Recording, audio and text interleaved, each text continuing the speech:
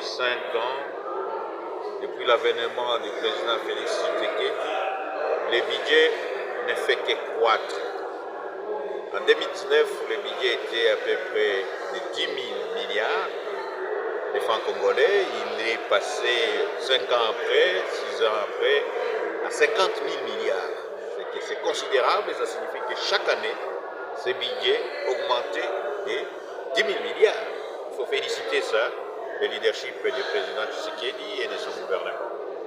Deuxièmement, parce que les budgets ont augmenté, il faut maintenant traiter la qualité. Parce qu'on parle de budget, il y a les recettes, il y a les dépenses.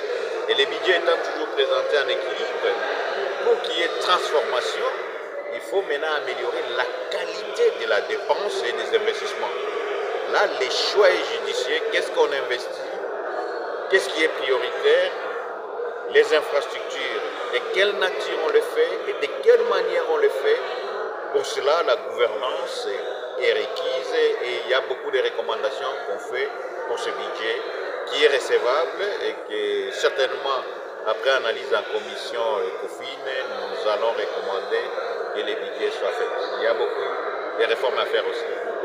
De manière générale, cette rédavabilité, il va falloir que le gouvernement continue à s'assurer que les recettes sont mobilisées, respecter la chaîne de la dépense, c'est-à-dire la manière de décaisser l'argent, la manière de gérer l'argent et rendre compte de ce que le gouvernement fait.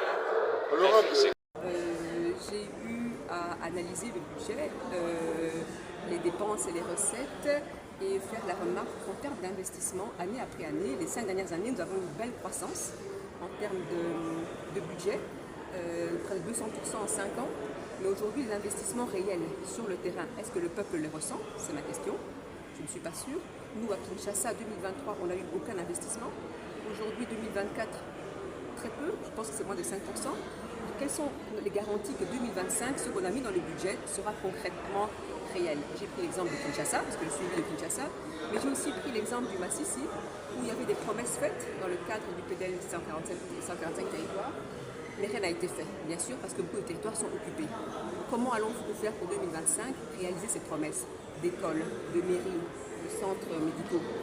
Donc c'est un peu tout ça. Nous dire, ok, c'est un beau budget, il est ambitieux, on a une très belle croissance en termes de recettes, mais comment on s'assure qu'elle va vraiment bénéficier à la population et que la population sente cette croissance? C'est beau de dire dans les chiffres plein d'argent, mais si la population ne sent pas, qu'est-ce qu'on fait? C'est ça.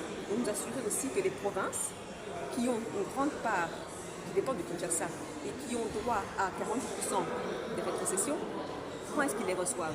Quel jour? Comment ils vont engager? Parce que concrètement, tous les gens qui sont des sénateurs ici, qui sont anciens gouverneurs, vous disent qu'ils n'avaient jamais rien reçu. Donc les provinces sont asphyxiées complètement et il faut que ce qui est prévu dans la Constitution aille vraiment dans les provinces.